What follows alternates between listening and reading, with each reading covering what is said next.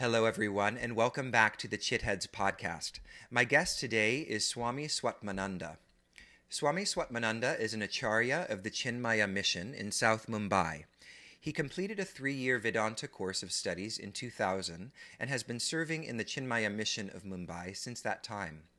He teaches the philosophy of Advaita Vedanta through talks on the Bhagavad Gita, Upanishads, and other texts of the Vedanta and Bhakti traditions at camps, meditation retreats, interactive sessions, and workshops. He is also a playwright, having written 2 plays, Adrishya, Quest for the Unseen, which is based on the history of the Saraswati civilization in India, and Just Like That, a play based on the Bhagavad Gita, in which a family discovers harmony by applying the principles of the Gita to their lives. Due to the clarity of his teachings, vision, peaceful nature, and balanced approach to the Indian philosophical teachings, he is respected and admired by all who study with him. So, hello, Swamiji, how are you? Hello, Jacob. I'm very well. Thank you for having me on this podcast. It's wonderful to interact with you and share this knowledge with all of your listeners. Yeah, I've had such a pleasure listening to a lot of the recordings on your podcast, which people can find. We'll talk a little bit about how they can find those teachings later. But before we start our conversation today, I wanted to see if you'd like to start us off with an invocation. Yes, so we will do a universal invocation. Om Sahana Vavatu Sahanau Bhunaktu Sahaviryam Karavavahai Tejasvinavadhitamastu ma vidvishavahai. Om Shanti Shanti Shanti. Thank you, Swamiji. So this is a Vedic invocation from the Yajur Veda. Can you talk a little bit about the translation, the meaning? Yeah.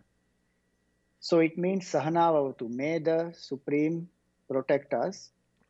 Sahanau Bhunaktu, may He take care of us, nurture and nourish us. Sahaviryam Karavavahai, may we put our efforts together to evolve, to gain this knowledge. Tejasvina vadhitamastu, may our knowledge be bright and brilliant, that we can apply it in our life when needed, and it transforms our life and helps us to be happy and makes others happy. And ma vidvishavahai, may we not have misunderstandings with each other. Om Shanti Shanti Shanti, may there be peace from cosmic forces, from the beings around, and from within us. Beautiful. So anybody who knows even a little bit about Hinduism and the Sanatana Dharma knows that in any kind of formal satsang setting, and at the beginning of texts, invocations are often present. So what is the significance of invocation, and why do we do it at the beginning of any endeavor? So we believe that we are only instruments of the divine, no matter what work we are engaged in.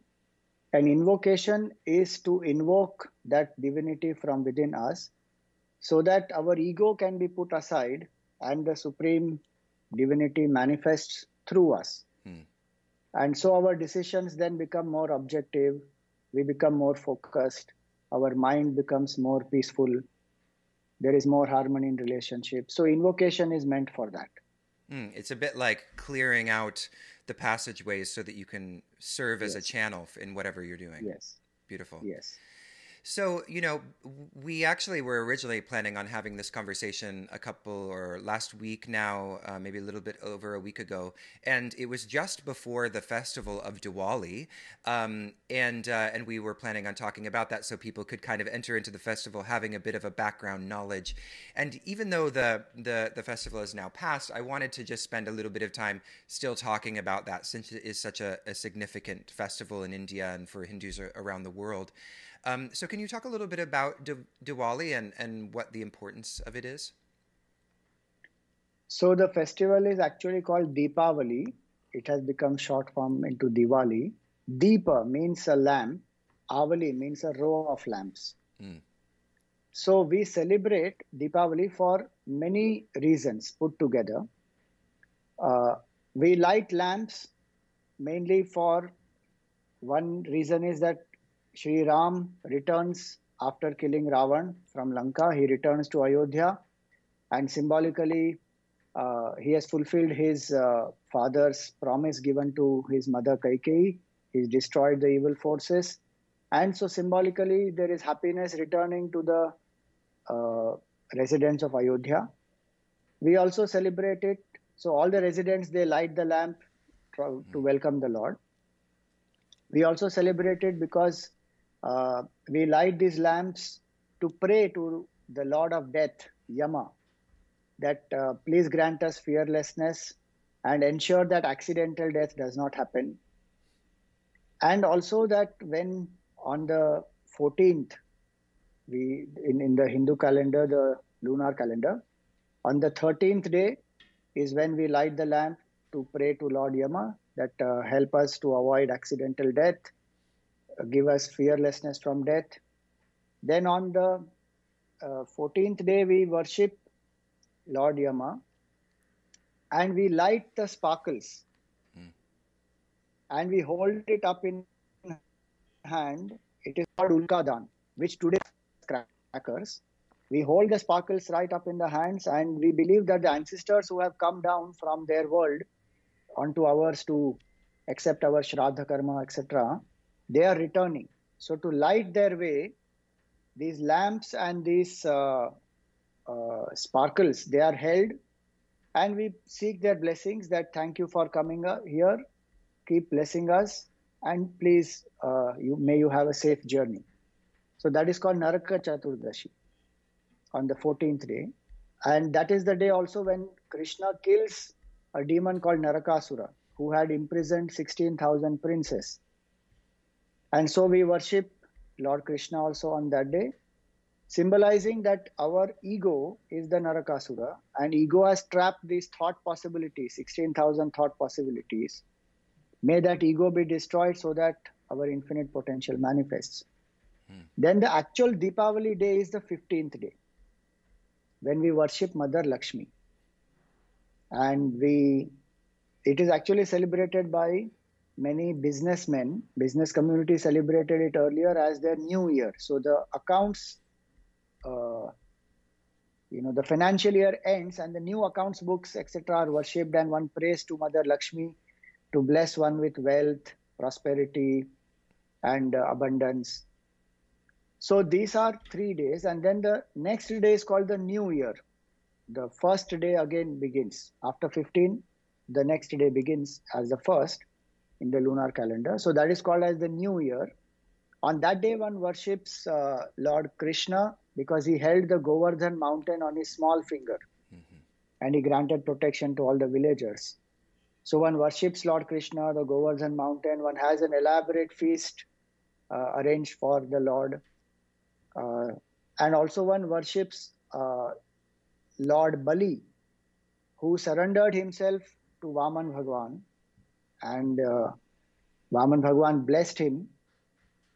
That he made him the king of lower world called Sutalalok. And he also became his watchman. Because Bali Raja was very uncompromising in the promise that he gave that I will give you land occupied by 3 steps. And in the Vaman avatar, Lord came as a dwarf and then he grew. With 1 step he covered the earth, with 1 step he covered the higher regions. So he said, where do I put the 3rd step? So Bali Raja said, you can place it on my head. So that is a symbol of an individual completely surrendering to the divine and realizing oneness with the divine. So that day, one worships King Bali and also one does charity on that day. And the last day is when one celebrates the bond between the brother and the sister. So it is called Bhai Dooj, where both brother and sister pray to Lord Yama for the safety and security of each other. So the brother visits the home of the sister, both of them pray there, and then the sister feeds the brother. So these are actually 5 days, and the Diwali has many of these beautiful significances associated with it. It's beautiful, and it's really it's quite complex and over the course of many days, which I think for for people who are unfamiliar with Indian culture in that way, who are listening, by contrast to the United States, I mean, we're lucky if we get one day for a holiday, but you have Yeah. several, and then there's the Navaratri and Yeah. the Durga Puja as well that are Puja. several days long. So can you talk a little bit about the significance of these festivals to the life of a sadhaka, the life of a yogi, the life of a spiritual practitioner, and why they help to kind of ground the path? So, one aspect is that in and through our daily life, about our work, relationships, etc., these festivals are a very strong way of reinforcing the spiritual ideals. Hmm. They are to take time off and commit oneself to a certain tapasya, a certain form of austerity, certain form of sadhana. Because most of the festivals, certain things will be common, that one should be fasting, one should be praying, one should get up early in the morning, one should remember the Supreme Lord, or one should do some charity, one should do some sharing. Hmm. These help the emotions to anchor in the divine, this help the heart to expand. And also, there are some of them where we do meditations on specific forms. So, through the year, different festivals, when they are there, the sadhak gets to understand the qualities of different forms of the divine, and then the sadhak can choose one, saying that this form appeals to me the most. Mm. While one does celebrate various other festivals even after choosing, but one gets committed to one form, and that form is what we call as the Ishta Devata, or I call it as MPG. It's very easy as to remember. Hmm. MPEG file formats are available. So MPG means my personal God. Yeah. So this form I love the most. Now the sadhak has built a bond.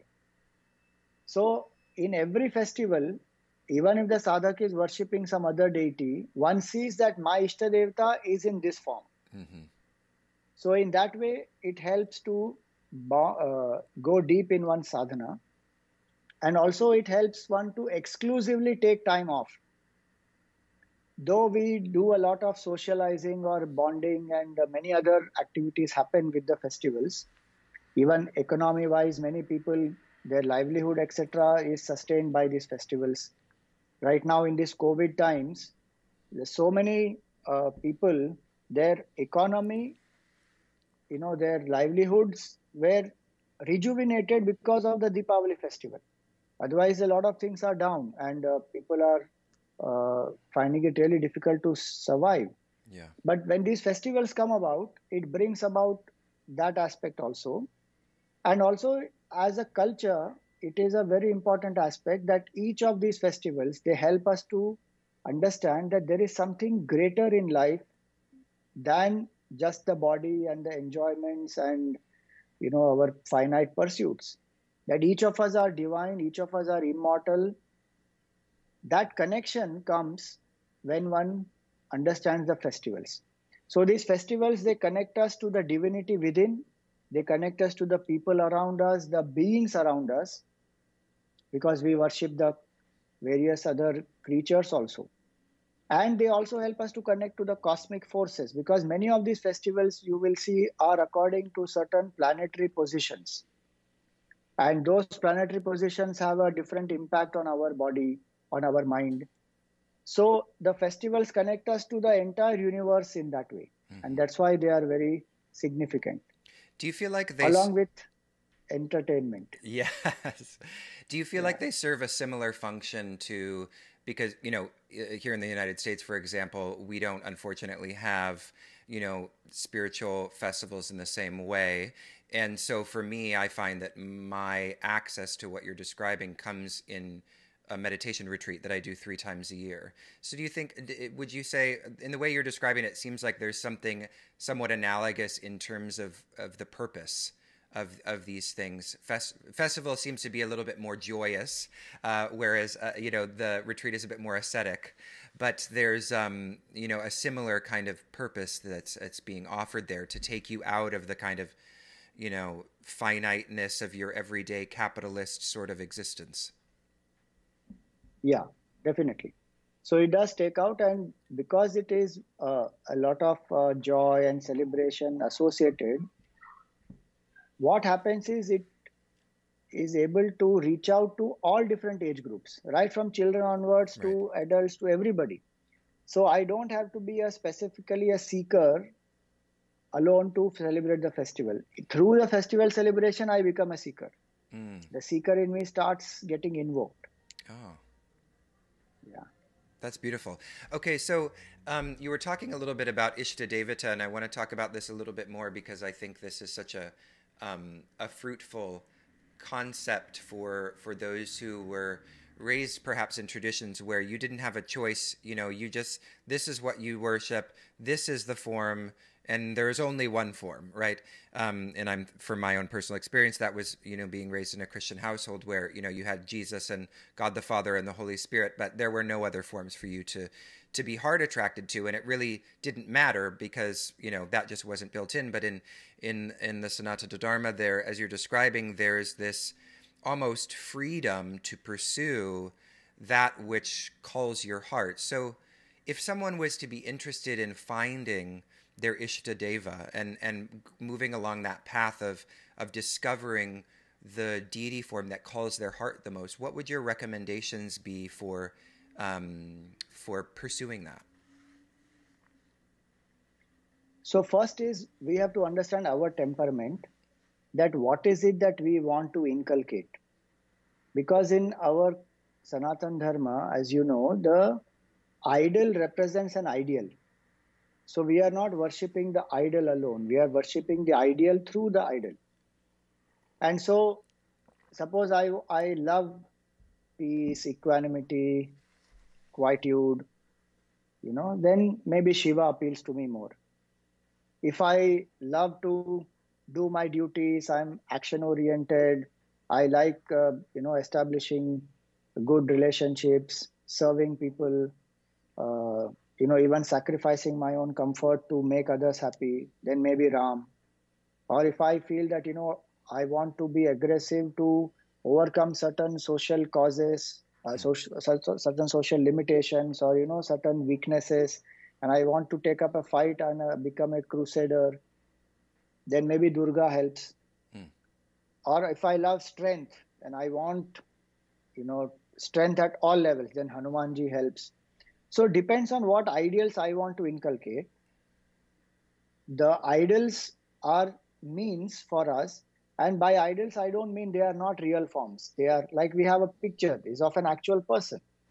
So these are forms which exist, which is what our tradition says.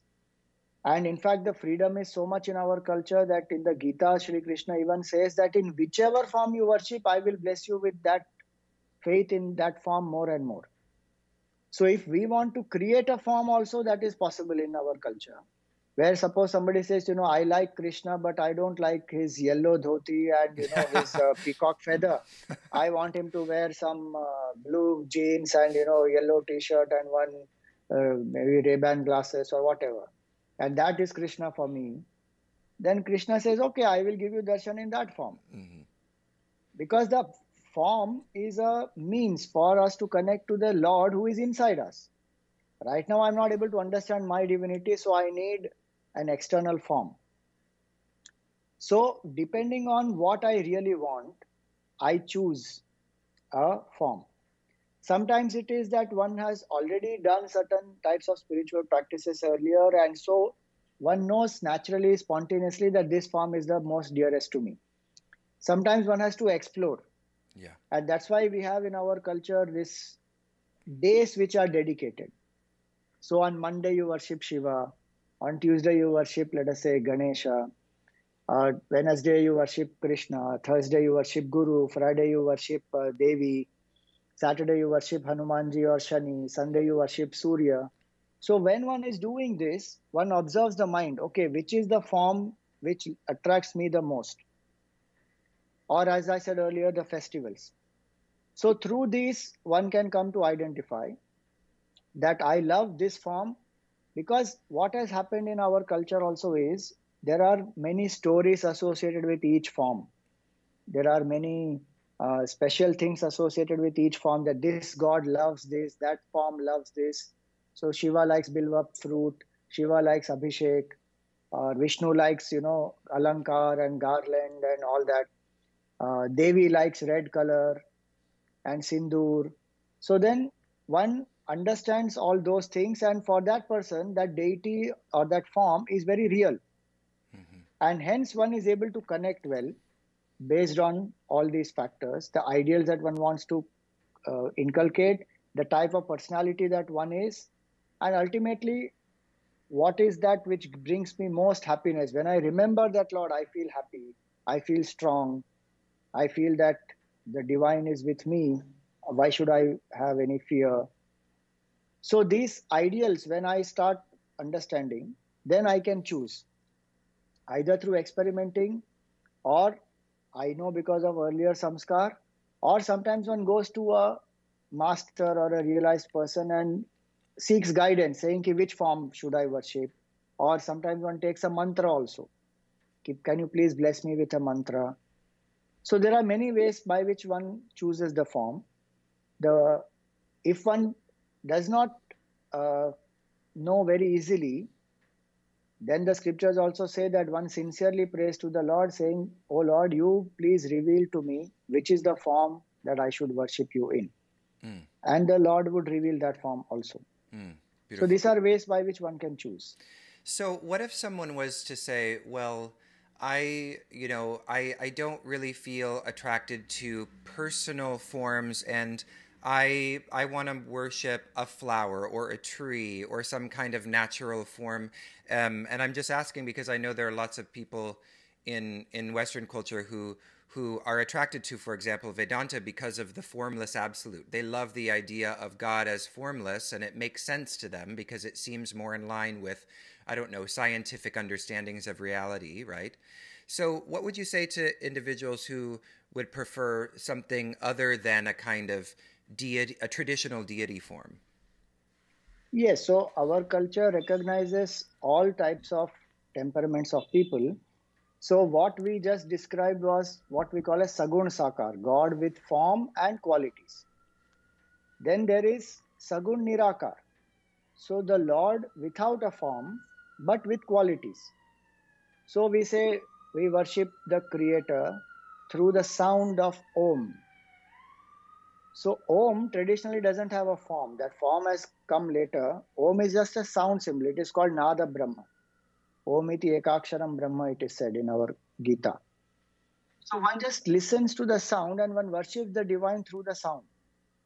And one understands that that is the primordial sound, which is the source of the whole creation. And it is symbolic of the ultimate consciousness. And still further is, as you explained, nature worship. So Gayatri Mantra is one of the most powerful and famous ones, where one is worshipping the divine through the sun.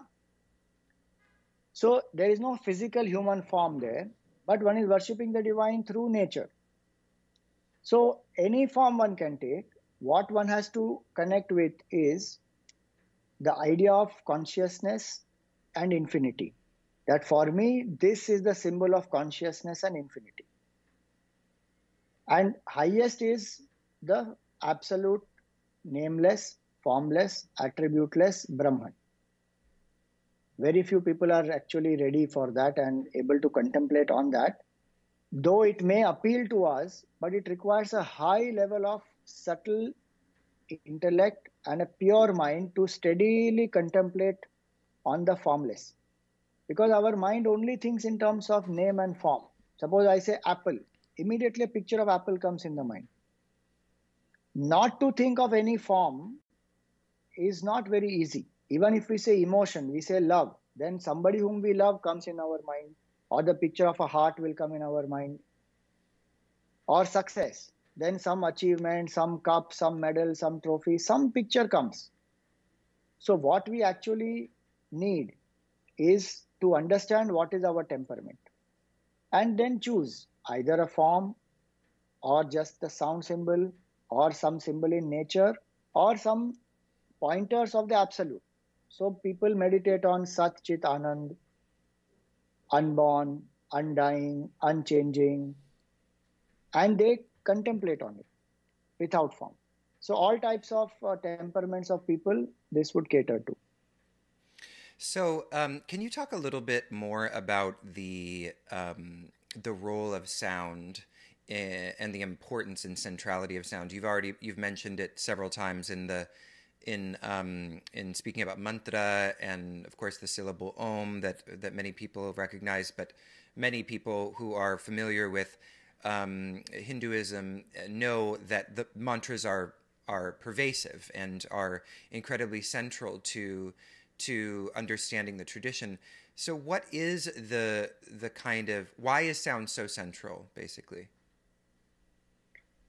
So sound is very powerful means to make the mind quiet and single pointed. Depending on what type of sound we use, the mind can either become quiet or it can become extrovert. So that's the power of sound. And the power of music also, all of us Mm-hmm. know that different types of music has different types of emotions that it would Yeah. invoke. And hence, using that power of sound, the great rishis, to them these mantras are revealed. And when the mind contemplates on these sounds, that's why the mantra is called as a potent spiritual sound formula. It has a lot of potential. And sometimes it is just an alphabet like Om or Hreem.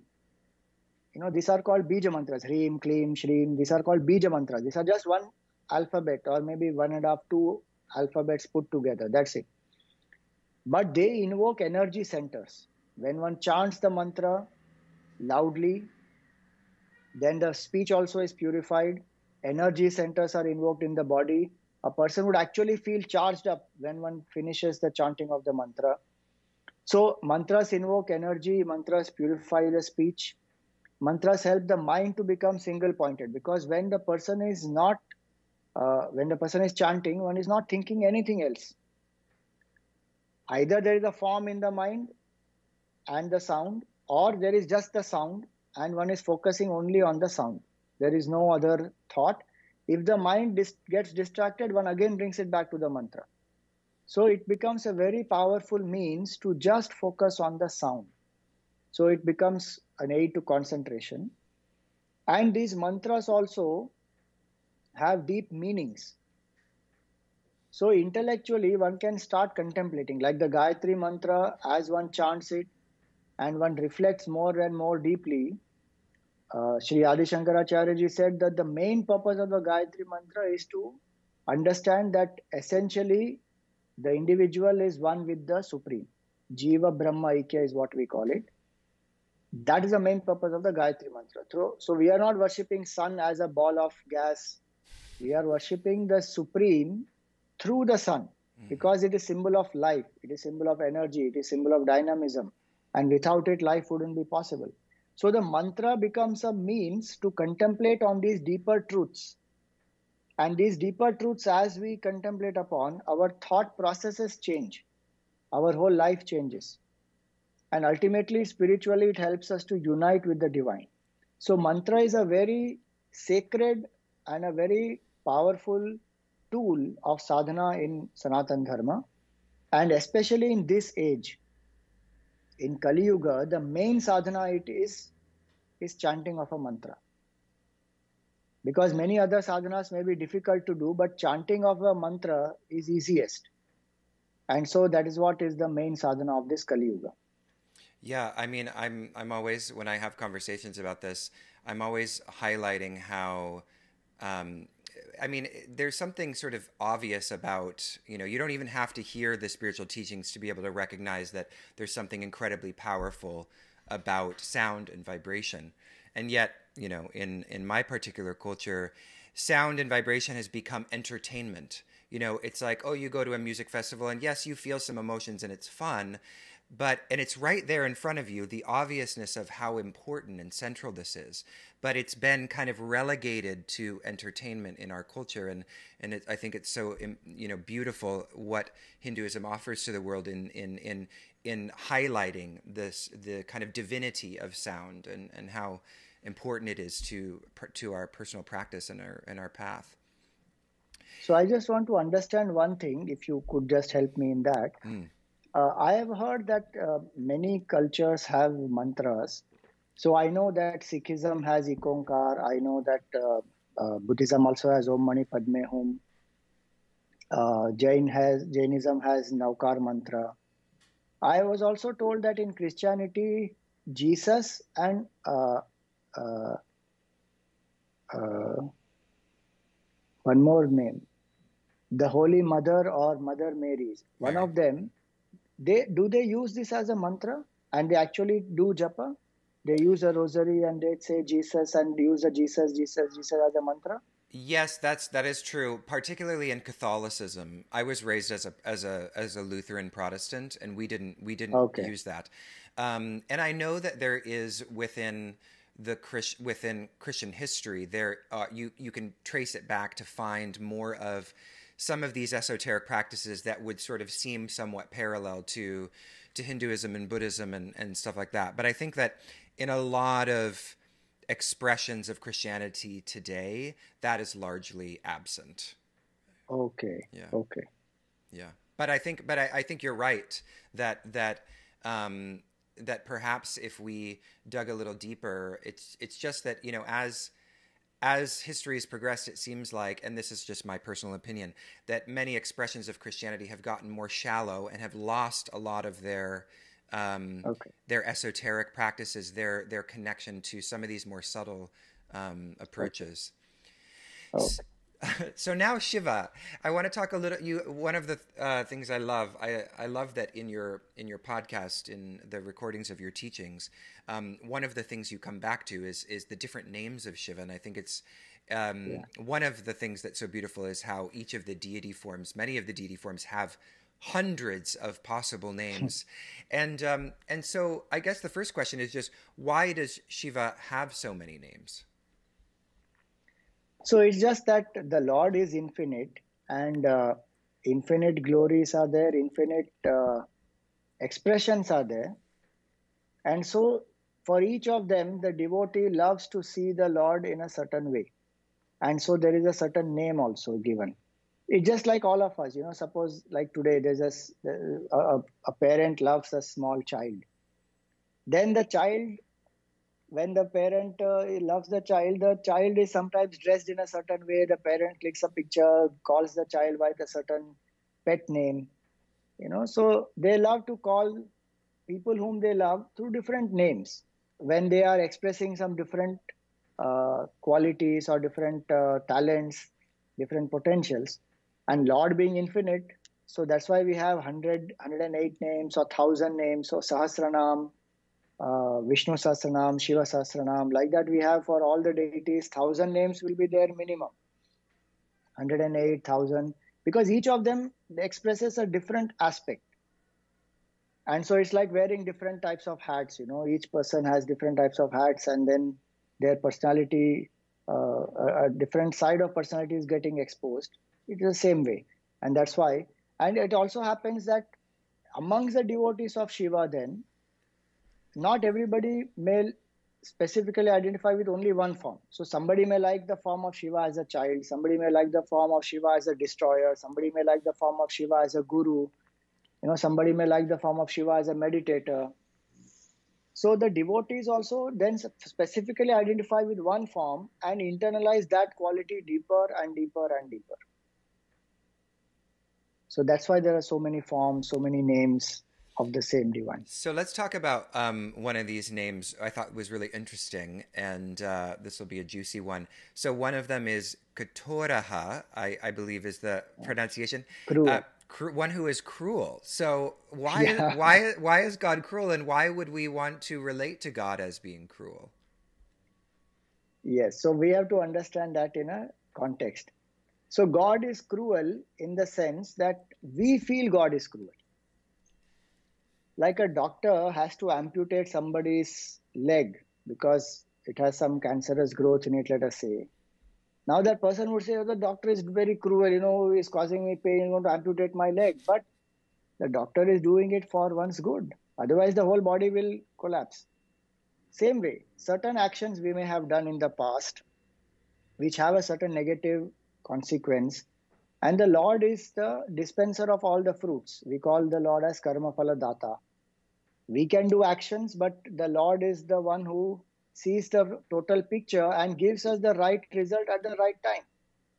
So at certain times when we go through certain disappointing results and challenging circumstances, we feel that God is cruel, God is not being fair to me. That is the feeling of the devotee. That is one meaning to understand.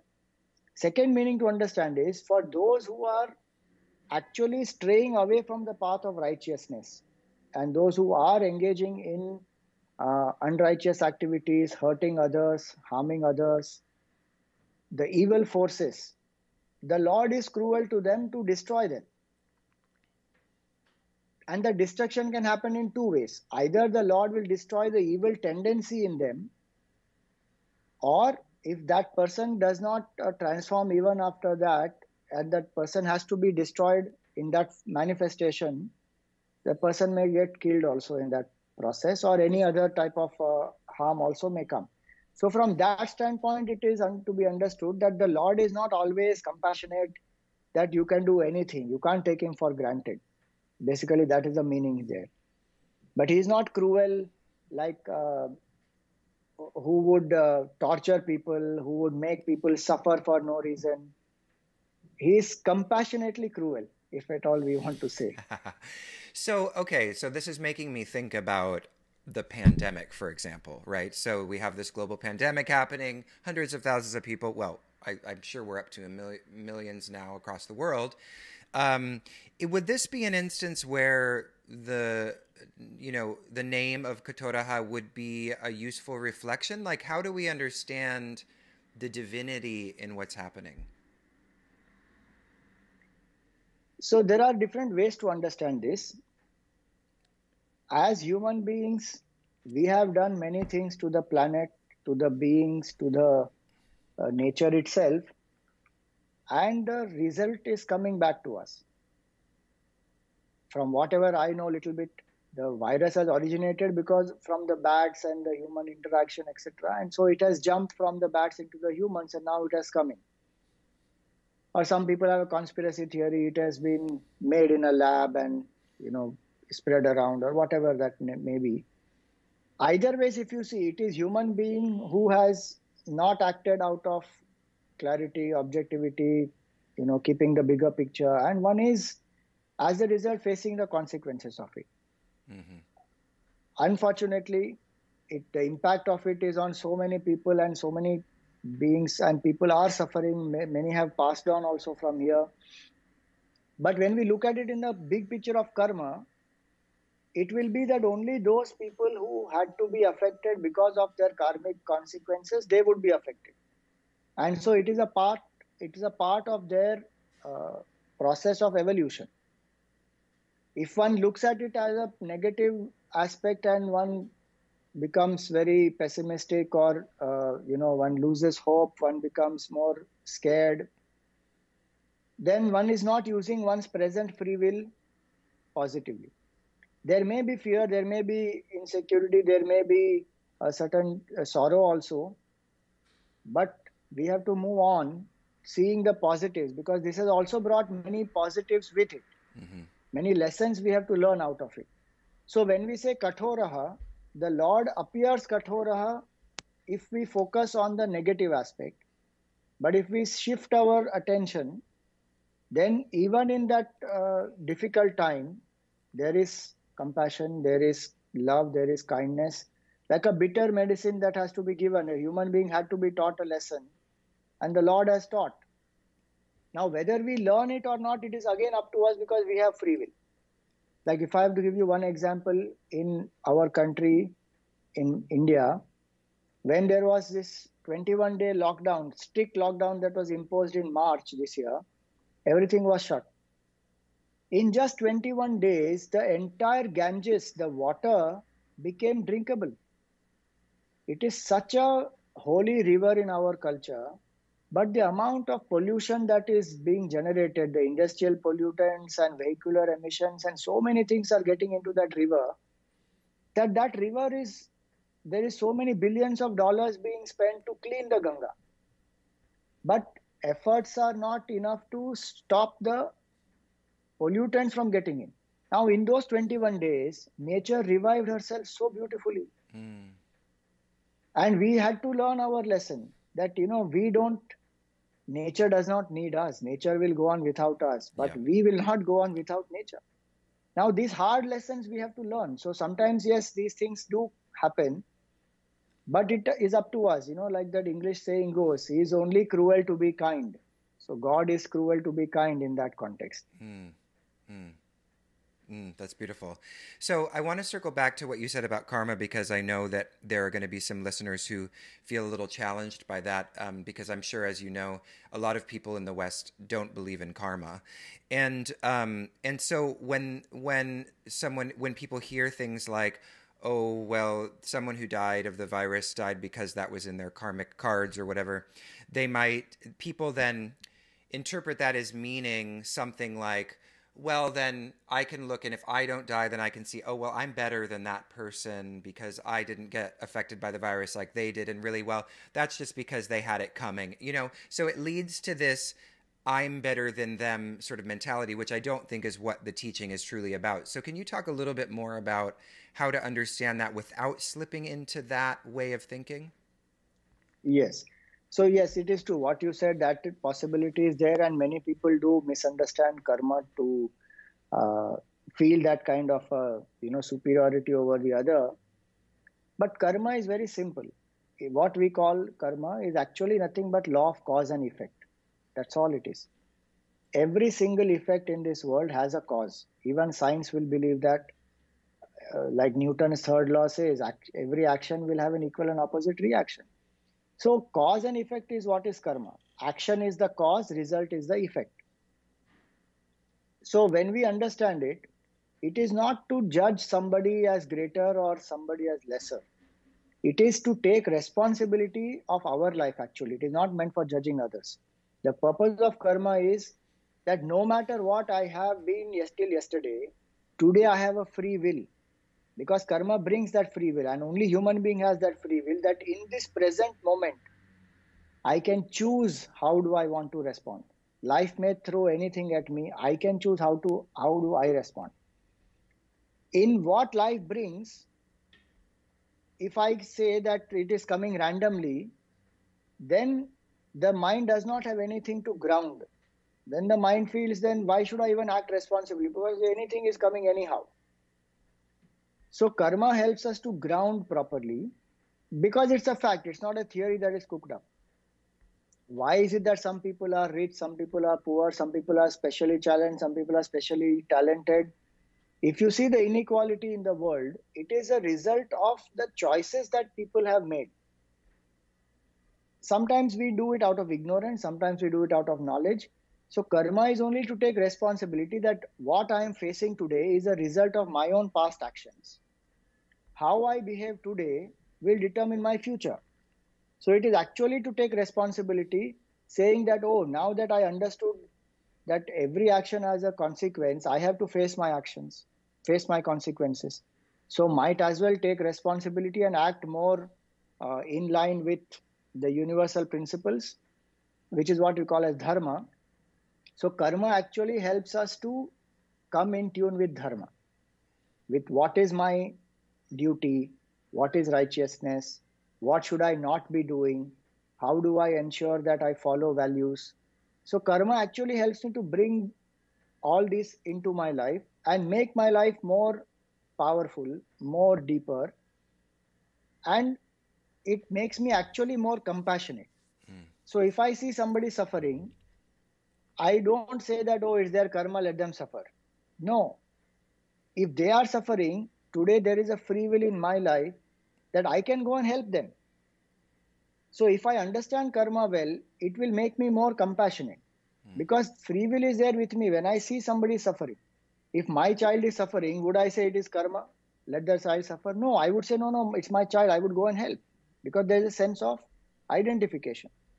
Now, same thing we apply to everyone, saying we all are one family. Vasudhaiva Kutumbakam means the whole universe is one family. So wherever I see any sorrow, suffering, I go out and as much as I can help, let me help. So I don't feel that if somebody is going through some challenging time, It is that they are negative and they are lower, and because I did not face the virus, then I am greater. That is as you said, it's a wrong interpretation. It should make me more compassionate, more accepting, that sometimes some things happen to me that are not as per my desire. Then I say it is karma. Some karma I must have done, that result I got now. So it is to make me more accepting, take more responsibility, become more compassionate, go out and do what best one can do. That's the main objective of karma. Wow, that was an excellent explanation. I think people are going to get a lot out of that. Well, Swamiji, this has been such a fascinating conversation, and we've actually covered a lot of ground in such a short amount of time. I was wondering, as we come to a close, if there's anything that you want to share, from the perspective of the teachings that might be helpful right now. I mean, as you know, the world is seemingly in turmoil. At least people are feeling increasingly agitated, both on a political level and also emotionally and health-wise from the pandemic, as we were talking about. What are some sort of teachings or some takeaways that you would offer to our listeners that might help them navigate this difficult time? So first I would say is that what we say in our culture is yoga, is to integrate our personality. Body, mind, intellect must come to, because when these don't come together, then we are not strong enough to face life and its difficult circumstances with strength. Then that is where we collapse. So body, mind, intellect, how do we align? So generally I give a formula called T20, because in India this T20 cricket is very popular. 20 overs cricket they play. So T20 means 3 times 20. 20 minutes of exercise, 20 minutes of meditation, 20 minutes of spiritual study. If we are able to do this, that every day spend 20 minutes for one's own fitness, because even as COVID, we know that the most important aspect in that is our immunity is what is going to be helping us. So exercise, a very, very important aspect at any age, whatever age we may be, whether it is yoga or running or, gym or aerobics or Zumba or anything, 20 minutes of exercise. And single pointedly. Generally, sometimes people hear music or they are conversing or casually doing. As much we can do with attention, that much better. Second, meditation. Any spiritual practice which makes the mind quiet, which anchors my emotion. Because in spirituality, it is not more about information and knowledge. It is about anchoring the mind. And that is why the form or any other practice where the emotions get channelized, where I feel grounded, I feel sense of security in my heart, a sense of strength in my heart, whatever support may be. It may be a form, it may be a sound, it may be chakra, it may be, maybe certain aspects from Bible or anything, which helps me to become strong and secure, and I can meditate on that and remove all other thoughts from the mind. So 15-20 minutes of that practice of quietening the mind, and 20 minutes of study, any spiritual study or self-help books, where I gain a better understanding of myself and a better understanding of the universe around me and of a divine creator, what we call Jiva, Jagat, Ishvara. If we understand these three properly, then there is a lot of strength and clarity in our mind, which helps us to face the challenges. So first point is, as an individual, I should learn to integrate. Every day, just spend 1 hour to do this. If it is not possible on a daily basis, balance it over a week. Maybe 3 days a week I do meditation, 4 days a week I do study, 5 days a week I do exercise. Make a balance. So that is the first and most important aspect that one should focus on. Second aspect is, there are challenging circumstances, there is no doubt. But it is also a matter of one's perspective, which one can train oneself. Mm-hmm. So consciously, I need to train myself to see the positive first.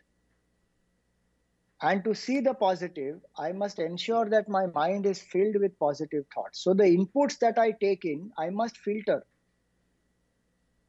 because today there is a lot of information available on social media, and as you know, many things are not even true. There are a lot of fake news also spreading around, and very fast it goes around, and the mind gets very disturbed.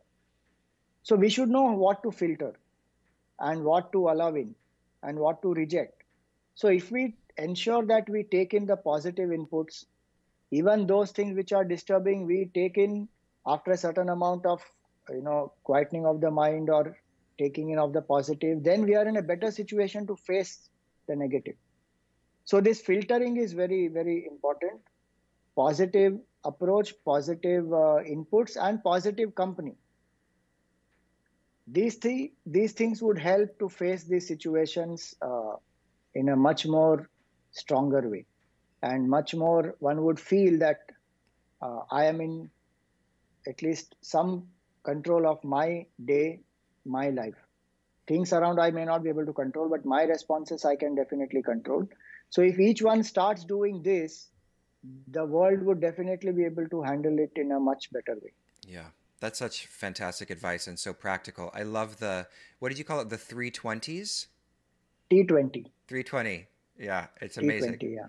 Yeah, that's so great. I mean, and it's only an hour every day, and should be integratable for many people. That's beautiful, and I completely hear you and appreciate you saying the thing about filtering the information, especially when so much kind of negative and false information, as you were saying, is coming in.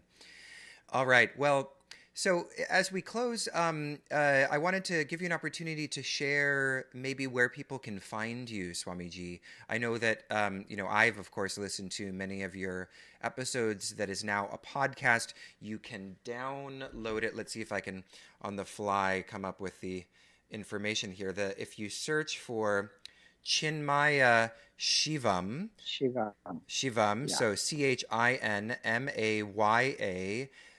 second word Shivam, Shivam, then you'll be able to find Swamiji's podcast, which there are many, many, many episodes. Well, right now I believe you're at 52, but I think there's actually more than that. But There are many, lots of them. yeah, lots of them, lots of opportunities to dive deep, and as everyone who's listening can tell, Swamiji has a lot to share. Is there anything else that you'd like to share with the listeners, Swamiji?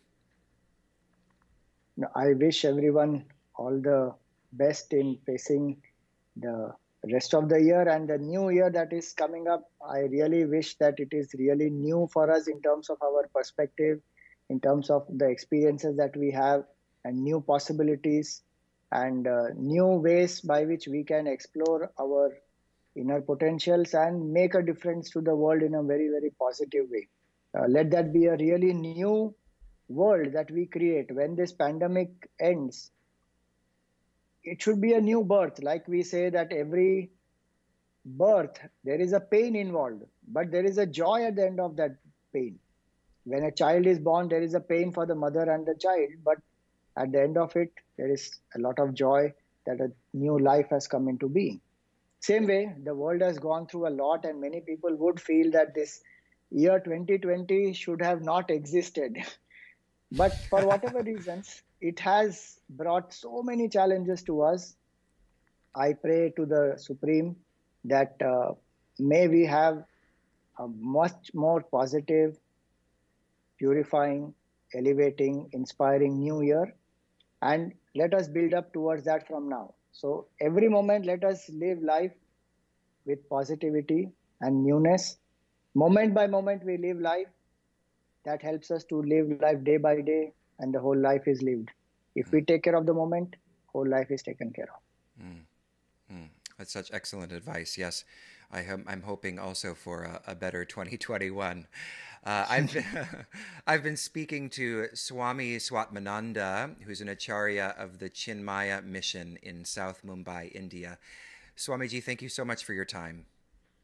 Thank you, Jacob. It was nice to have you here and interact with all of you, and I wish all the best to you and all the listeners. Thank you.